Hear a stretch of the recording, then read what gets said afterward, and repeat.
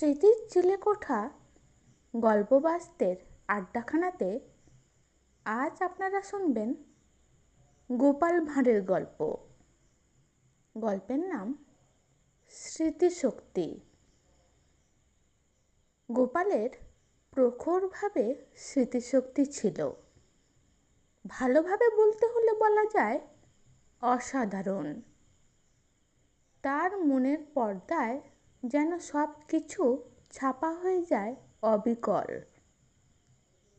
হাবভাব এমনকি কথার টুকিটাকিও। সাধারণ মানুষের মধ্যে অমন স্মৃতিশক্তি থাকার কথা নয়। একবার নিশ্চিন্তিপুরের জমিদার ঘোড়ায় চড়ে যেতে যেতে নপাড়ার মোড়ে গোপালকে দেখতে পেয়ে জিজ্ঞাসা করেছিলেন, গোপাল, তোমার অসুখ সেরেছে তো? গোপাল কোনো জবাব দেওয়ার আগেই জোর কদমে ঘোড়া ছুটিয়ে নিশ্চিন্তিপুরের জমিদার সেদিন ওখান থেকে চলে গিয়েছিলেন। ওই ঘটনার 7-8 বছর পরে আবার নপাড়ার মোড়েই গোপালের সঙ্গে নিশ্চিন্তিপুরের জমিদারের হঠাৎ দেখা হয়ে গেল। এবার কিন্তু জমিদার পালকি করে যাচ্ছিলেন। ভীষণ গরম পড়েছিল বলে পালকির দরজা খোলাই ছিল হাওয়া লাগার জন্য।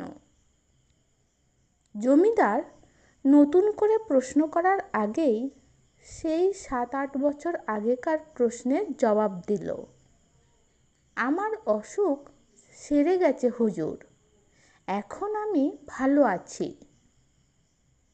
জমিদার এ কথার মানে না বুঝতে পেরে অবাক হয়ে গোপালের মুখের দিকে তাকিয়ে রইলেন। কিছুক্ষণ পরে যখন কথাটার মানে বুঝতে পারলেন, তখন হো হো করে হেসে উঠে বললেন, ধন্যি গোপাল, তোমার দ্বারাই এটা সম্ভব। ঠিক মনে রেখেছ। কেমন লাগলো আজকের গল্প? যদি ভালো লেগে থাকে তাহলে লাইক করবেন, শেয়ার করবেন, আর এই ধরনের আরও নানান স্বাদের গল্প শুনতে চাইলে স্মৃতির চিলেকোঠা চ্যানেলটাকে সাবস্ক্রাইব করে আমাদের সঙ্গে থাকবেন। ভালো থাকবেন।